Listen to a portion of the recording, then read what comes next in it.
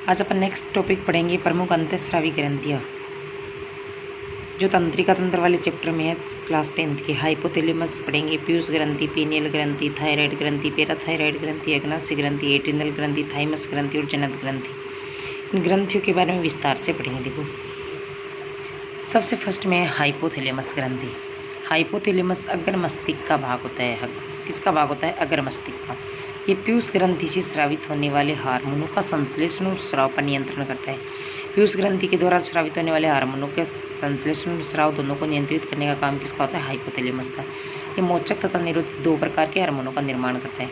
उसके द्वारा कितने प्रकार के हार्मोन स्रावित होते हैं? दो। एक तो होते हैं मोचक और दूसरे होते हैं निरोधी। मोचक हार्मोन को बोला जाता है प्रेरक। निरोधी का मतलब होता है रोकने वाले। पीयूष ग्रंथि को हार्मोन स्राव के लिए प्रेरित करता है। पीयूष ग्रंथि को हार्मोन स्राव से रोकने का कार्य करता है। पीयूष ग्रंथि इसके कमांड में वर्क करती है। आगे वाले देखो, पीयूष ग्रंथि। पीयूष ग्रंथि को मास्टर ग्रंथि भी कहते हैं। पीयूष ग्रंथि का दूसरा नाम क्या है? मास्टर ग्रंथि, क्योंकि ये अन्य ग्रंथियों पर नियंत्रण रखती है। इसका रीजन क्या है? अन्य ग्रंथियों पर नियंत्रण रखना।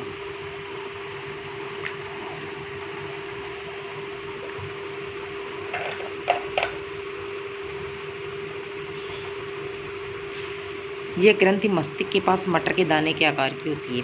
ग्रंथि होती कैसी? मस्तिष्क के पास में होती है और मटर के दाने के आकार की। इससे स्रावित होने वाले हार्मोन का नाम है पिट्यूटाइन हार्मोन या फिर वृद्धि हार्मोन, या इंग्लिश में बोलते हैं इसको ग्रोथ हार्मोन। पीयूष ग्रंथि द्वारा स्रावित होने वाला वृद्धि हार्मोन।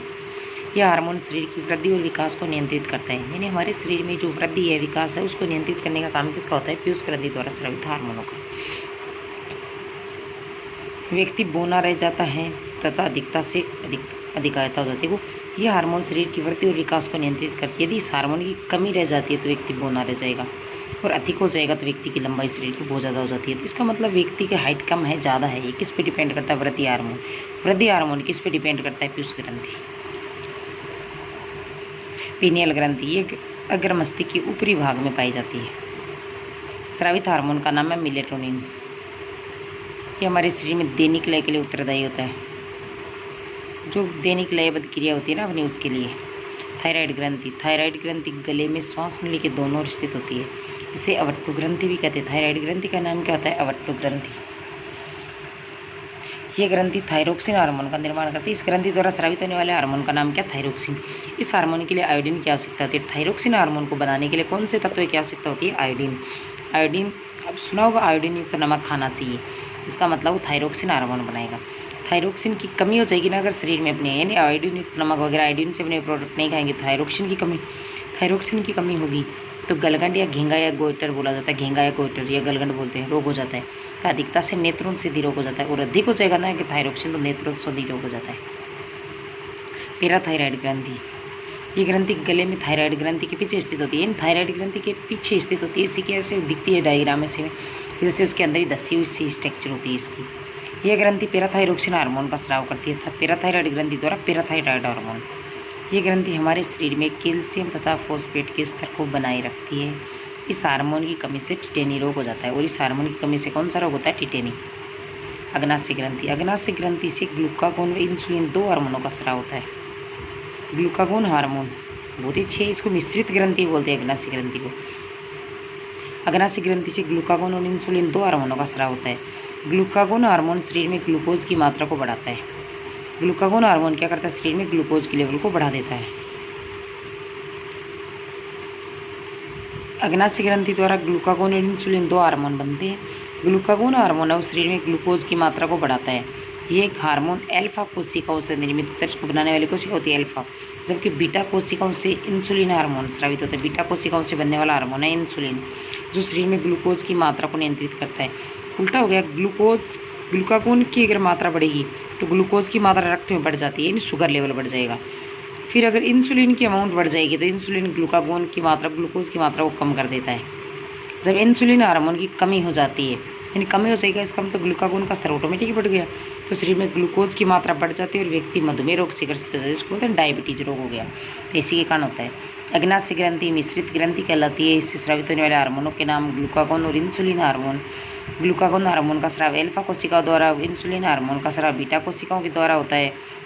ग्लूकागोन हार्मोन शरीर में रक्त में ग्लूकोज की मात्रा को बढ़ा देता है, और इंसुलिन हार्मोन है वो रक्त में ग्लूकोज की मात्रा को कम कर देता है। अगर इंसुलिन की कमी होगी तो मधुमेह रोग हो जाएगा। एड्रिनल ग्रंथि, ये ग्रंथि वृक्कों पर पाई जाती है। किस पे पाई जाती है? वृक्कों पर।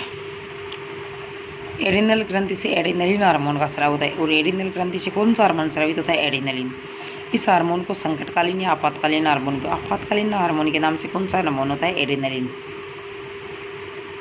ये हार्मोन संकट, क्रोध, भय आदि आपातकालीन परिस्थितियों के दौरान श्वसन, हृदय स्पंदन, पुतलियों का फैलाना आदि को नियंत्रित करता है। थाइमस ग्रंथि। थाइमस ग्रंथि हृदय के ऊपरी भाग में स्थित होती है। ग्रंथि थाइमोसिन हार्मोन का स्राव करती है। बच्चों में ग्रंथि विकसित होती है। जनन ग्रंथि वृषण और अंडाशय वृषण, ये ग्रंथि नर में पाई जाती है। इस ग्रंथि से टेस्टोस्टेरोन हार्मोन का स्राव किया जाता है, इसको नर जनन हार्मोन भी बोलते हैं। यह हार्मोन लैंगिक लक्षणों को नियंत्रित करता है। अंडाशय ग्रंथि मादा में पाई जाती है। इस ग्रंथि से एस्ट्रोजन और प्रोजेस्टेरोन, 2 हार्मोनों का स्राव होता है जो मादा में लैंगिक लक्षणों को नियंत्रित करती है। क्वेश्चन देखो कैसे आते हैं। जनन ग्रंथि वाले से देख लेते हैं स्टार्टिंग। क्वेश्चन देखो, वृषण द्वारा स्रावित हार्मोन टेस्टोस्टेरोन, ये जनन ग्रंथि द्वारा स्रावित हार्मोन, तब दोनों आ जाएंगे। वृषण द्वारा टेस्टोस्टेरोन और अंडाशय द्वारा एस्ट्रोजन और प्रोजेस्टेरोन। फिर ऊपर वाला थाइमस ग्रंथि द्वारा स्रावित हार्मोन थाइमोसिन हार्मोन। ये ऐसी कौन सी ग्रंथि है जिसका आकार बच्चों में बड़ा होता है? तो थाइमस ग्रंथि का। थाइमस ग्रंथि कहाँ स्थित होती है? हृदय के ऊपरी भाग में। हृदय के ऊपरी भाग में स्थित ग्रंथि का नाम थाइमस ग्रंथि। एक अपने पास आगे एड्रिनल ग्रंथि। ये ग्रंथि वृक्कों पर पाई जाती है। तो वृक्कों पे कौन सी ग्रंथि पाई जाती है? एड्रिनल ग्रंथि। एड्रिनल ग्रंथि द्वारा स्रावित हार्मोन का नाम एड्रिनलिन। आपातकालीन हार्मोन के नाम से कौन से को जाना जाता है? एड्रिनलिन हार्मोन को ही जाना जाता है। विस्तृत ग्रंथि, अग्नाशय ग्रंथि। अग्नाशय ग्रंथि द्वारा स्रावित हार्मोन के नाम ग्लूकागोन और इंसुलिन। इससे पीछे वाला पॉइंट है अपना थायराइड ग्रंथि।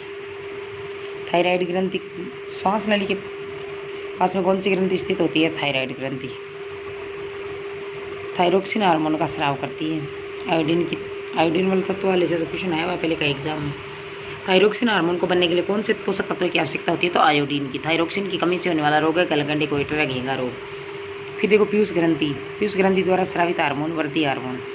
पीयूष ग्रंथि को किसके नाम से जानते हैं? मास्टर ग्रंथि भी कहते हैं। व्यक्ति के शरीर की लंबाई कम होना या ज़्यादा होना कौन से हार्मोन पर निर्भर करती है? वृद्धि हार्मोन पे। मेलेटोनिन हार्मोन का स्राव कौन करती है? पीनियल ग्रंथि।